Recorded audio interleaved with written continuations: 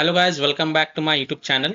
In this video tutorial, I will show you how to download or install Legend of YMIR game on PC. So without wasting time, let's follow the steps. So open Steam, go to store, and in the search the store, type Legend of YMIR and then click on Legend of YMIR game. Scroll down and here you will see play Legend of YMIR and it is free to play. So click on play game. And here you will see Legend of YMIR 982.85 MB. Click on install.